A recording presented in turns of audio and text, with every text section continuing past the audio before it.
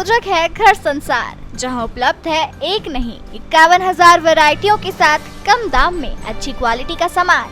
स्थान भोलाराम उस्ताद मार्ग एवं होटल किंग्स पार्क सयाजी के सामने, विजयनगर, इंदौर।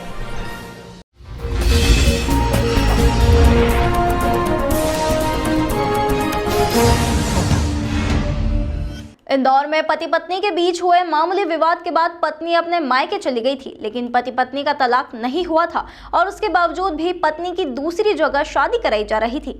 इसकी आपत्ति लेने के बाद साले द्वारा स्वयं के जीजा का अपहरण करने का मामला सामने आया है। पूरे मामले में पुलिस ने प्रकरण दर्ज कर साले सहित अन्य आरोपियों की तलाश शुरू कर दी है।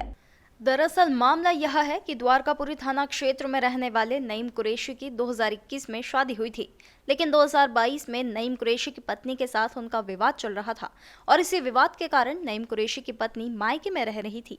लेकिन पति को पता चला कि उसकी पत्नी का निकाह अन्य किसी व्यक्ति के साथ किया जा रहा है, जिसको लेकर फरियादी ने पूरे मामले में शिकायत की थी।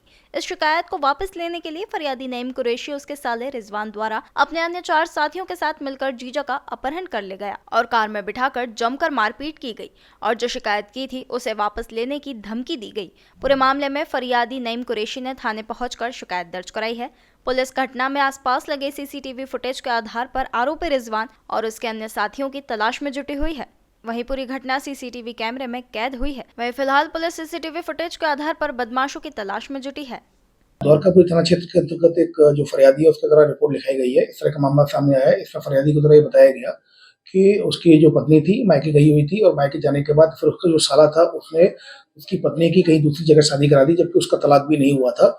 और उसके बाद फिर उसने कोर्ट में केस रजिस्टर करा दिया। उसके बाद ये लोग, उसका जो साला आया, साला अपने कई अन्य लोगों के साथ आया और उसको गाड़ी में डालकर बैठा के ले गया, उसके साथ मारपीट की और उसे धमकी दी कि केस जो केस कोर्ट में दिया है उसको वापस ले लो। तो इस आधार पर थाना द्वारकापुरी में केस रजिस्टर किया कर इन्वेस्टिगेशन किया गया।